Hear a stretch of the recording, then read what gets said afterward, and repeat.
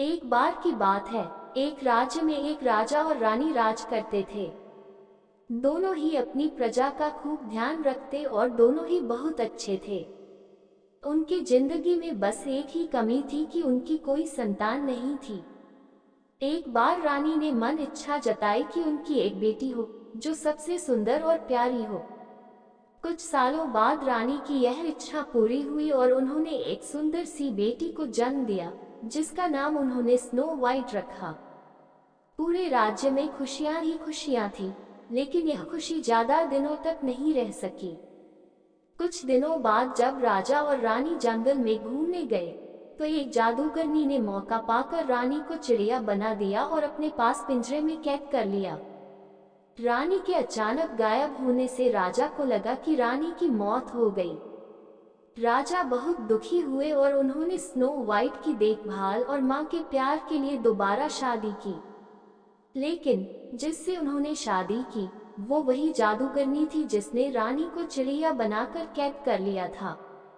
उस जादूगरनी ने रूप बदलकर राजा के साथ शादी की थी। उसकी चिड़िया को देख स्नो वाइट बहुत खुश हुई और उसने वो चिड़िया उससे मांग ली, इस बात से अनजान कि वो चिड़िया उसकी माँ है। स्नो वाइट उसे बहुत प्यार से अपने पास रखती। उस जादूगरनी को स्नो वाइट के रूप से बहुत जलन थी। वो चाहती थी कि पूरी दुनिया में सबसे खूबसूरत वही हो। उस जादूगरनी के पास एक जादुई आईना था जिससे वो हर रोज पूछती कि सबसे सुंदर कौन। हर बार आईने का जवाब आता, रानी आप तो सुंदर है ही, लेकिन स्नो वाइट आपसे भी ज्यादा सुंदर है। यह सुनकर उसे बहुत गुस्सा आता। एक दिन उसने फैसला कर लिया कि वो स्नो वाइट को मार डालेगी। इसके लिए उसने एक मंत्री को बुलाया और उससे कहा, जाओ जाकर स्नो वाइट को मार डालो।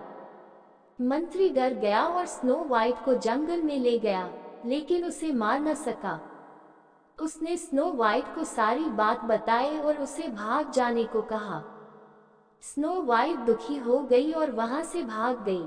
मंत्री ने वापस आकर झूठ बोल दिया कि उसने स्नो वाइट को मार दिया है। जादूगरनी रानी बहुत खुश हुई। उधर स्नो वाइट जंगल में भटक ही रही थी कि उसकी नजर एक झोपड़ी पर गई। वो उस झोपड़ी में चली गई। वहां उसने देखा कि बहुत छोटी छोटी 7 प्लेट लगी है और उसमें कई तरह के भोजन हैं। स्नो वाइट को भूख भी लगी थी, तो उसने हर प्लेट में से थोड़ा थोड़ा भोजन कर लिया। फिर उसकी नजर वहां लगे 7 बेड पर पड़ी। स्नो वाइट को नींद भी बहुत आ रही थी, तो वो आराम करने का सोचकर एक बेड पर लेट गई। लेटे लेटे उसे नींद आ गई और वो सो गई। तभी थोड़ी देर बाद वहां 7 बौने आए। उन्हें अंदाजा लग गया था कि वहां कोई आया है। जैसे ही उनकी नजर स्नो वाइट पर पड़ी, उसकी खूबसूरती देख बौने उसे देखते ही रह गए। तभी स्नो वाइट की नींद खुली और उसने डरते हुए बौनों को सारी बात बताई। बौने उसकी बात सुनकर चौंक गए और उन्होंने कहा, स्नो वाइट अगर तुम हमारे लिए हमेशा अच्छा खाना बनाओगी और हमारे घर का ख्याल रखोगी तो तुम हमारे साथ रह सकती हो। स्नो वाइट ने उनकी बात मान ली और सब खुशी खुशी रहने लगे। एक दिन उस जादूगरनी रानी ने फिर से अपने जादुई आईने से पूछा कि सबसे सुंदर कौन। इस बार वो बहुत खुश थी कि स्नो वाइट के मरने के बाद आईना उसी का नाम लेगा। लेकिन अफसोस ऐसा कुछ नहीं हुआ। आईने ने फिर कहा, रानी आप हो सबसे सुंदर, लेकिन आपसे भी सुंदर है स्नो वाइट। रानी यह सुनकर हैरान रह गई और सारी बात समझ गई कि मंत्री ने उसे धोखा दिया है। फिर आईने ने उसे बताया कि स्नो वाइट बौनों की झोपड़ी में रहती है। यह सुनने के बाद जादूगरनी रानी ने तरकीब निकाली। उसने जादू से जहरीला सेब बनाया और उसे स्नो वाइट को खिलाकर उसे हमेशा के लिए सुलाने का सोचा। वो अपना रूप बदलकर स्नो वाइट के पास पहुंची। उसने स्नो वाइट को सेब खरीदने को कहा और खरीदने से पहले उसे चखने के लिए वो जहरीला सेब दिया। स्नो वाइट उसे बूढ़ी औरत समझकर मना नहीं कर सकी और उसने वो जहरीला सेब चख लिया।